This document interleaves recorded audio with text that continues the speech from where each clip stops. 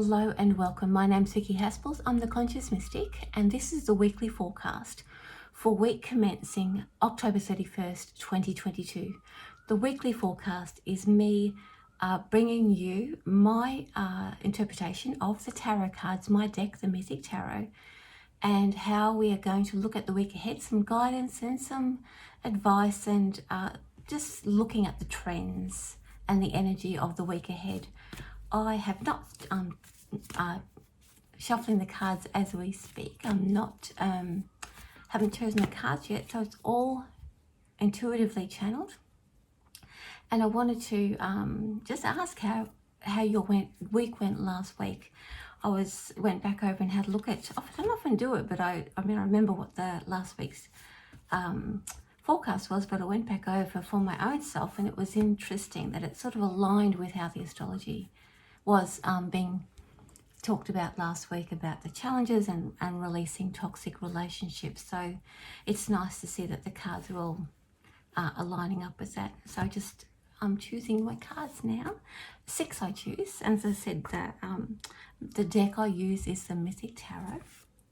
My deck is quite old now. It's probably getting close to 30 years old, maybe 29. Yeah, anyway, it's still hanging in there. So the cards I'm going to, I'll explain it as I go. It's a narrative. It's like a little bit of a narration or a story, blending all the elements of what we need for the week ahead to be able to relate to our circumstances and how they're going to affect us. So the first card we look at is the conscious self. Here we have the 5 of Cups. The 5 of Cups represents grieving and letting go. So the 5, in this instance, for ourselves, there is still some letting go that we're taking care of for ourselves. So we have, last week we worked out or started to reveal to ourselves what that toxic circumstances, relationships, situations are around us. They revealed themselves to us, and it was a little bit difficult to have to face. And now we are still dealing with the outcome of that, and part of that is the grieving process. That does it's like an outpouring of emotion, and realizing that we're letting that go. So the grieving process is working through that letting go emotion. At least in the conscious self, we are experiencing and allowing ourselves to express those emotions. We are not pushing them down. I do feel though that it is a bit of a shock. So be mindful and be looking after yourself as you go through that grieving process. You don't have to pin down what it all means. It's just identify, well, I'm not feeling good today, I'm feeling a bit teary today. I'm just going to go with it and just allow that to work its way through the system.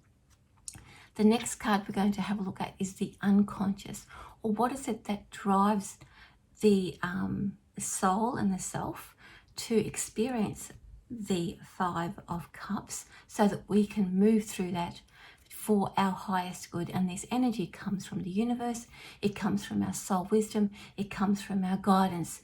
It is the external or unconscious that works with us to help us achieve that sense of awareness that we need. So here we have the Ace of Cups, which is lovely. Again, we are working with the emotional self. So our guidance, our soul wisdom will be revealing to us what it is that we love.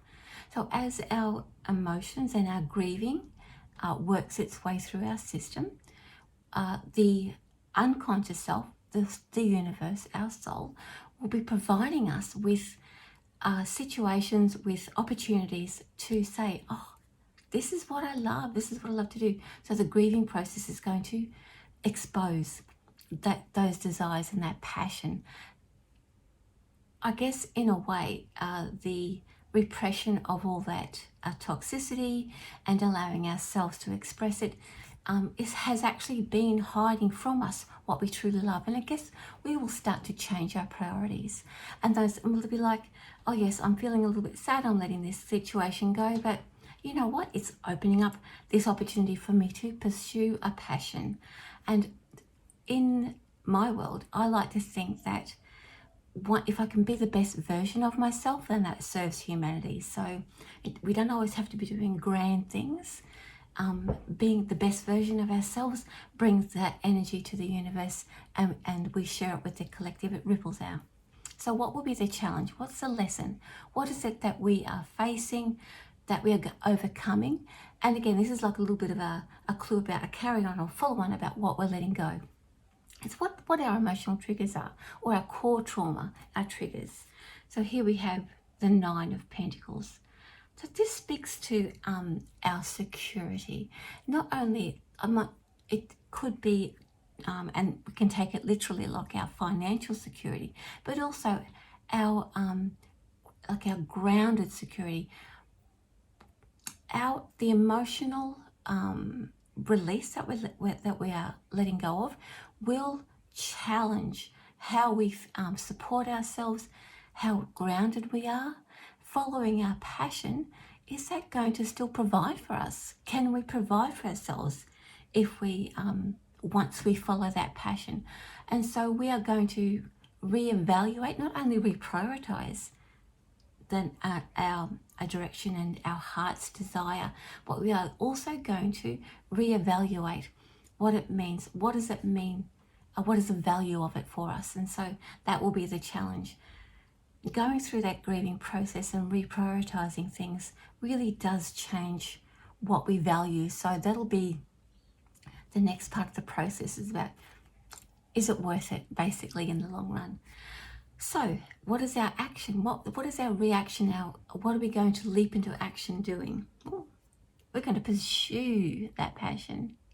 We're going to turn it into something. So the Two of Pentacles is, in a very real sense, a very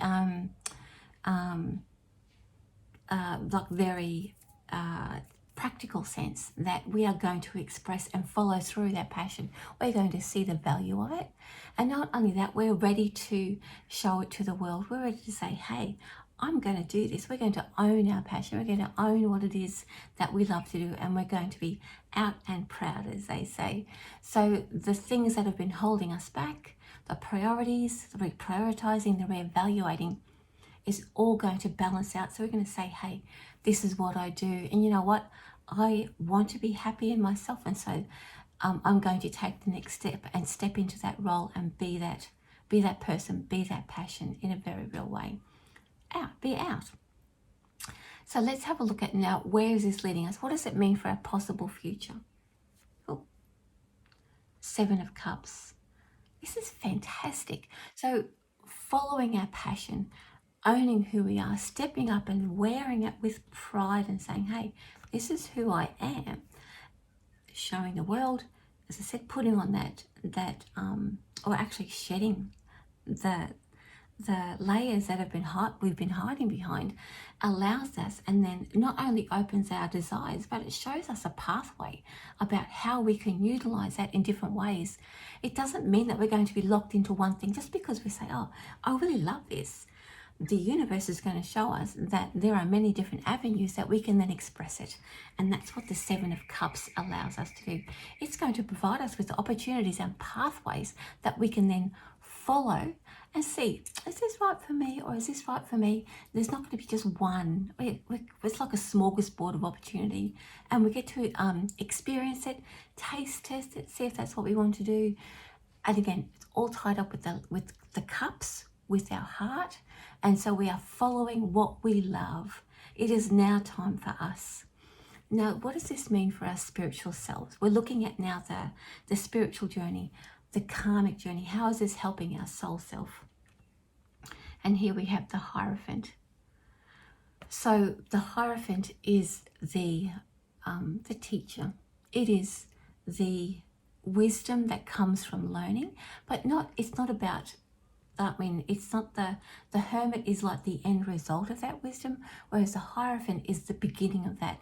So in other words, the passion that we are unfolding, the reality or our awareness that we're stepping into, that we're going to own, is now going to lend itself to want to study, follow up, learn more about, so that we can increase our knowledge, increase our experience, we're going to be looking for those teachers. We're going to be looking for those books. We're going to be looking for anything. Our thirst for knowledge is going to increase, and we're looking for it in a higher purpose, not just for to be frivolous.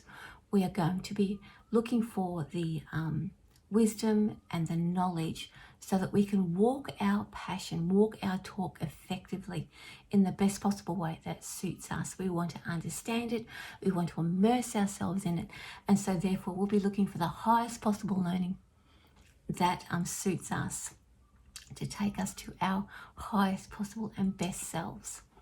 I quite like that. So having knowledge, having experience, following it through really allows us to personalize and own our spiritual journey, and stepping into our passion, recognizing that's what we want to do and giving it a go, overcoming that fear that is this what, is this going to bring me value? Am I going to be able to support myself? Looking at all those elements brings us closer to I guess, who we are, our self-awareness, owning our innermost being and allowing that to shine so that we find satisfaction in life, that we recognize like-minded souls and we're able to express ourselves fully. That way we feel free, we feel healthy, and we're ready to take some chances rather than shutting ourselves in. And it all starts with, and I want to go back because it's a little bit sad to start off with, but it requires a letting go. It requires us to express and feel our emotions to their fullest. I promise you that feeling them, don't look for the why. Just, I'm feeling sad today, I'm feeling angry today. Allowing yourself to lean into it, it will resolve itself and bring you some peace and understanding in its own time. Anyway, that's the weekly forecast for week commencing October 31st, 2022. My name's Vicki Haspels. I'm the Conscious Mystic. Thank you so much for joining me. Have a great week. And with love from me. Mwah. Bye. See you guys next week with love from me. Mwah.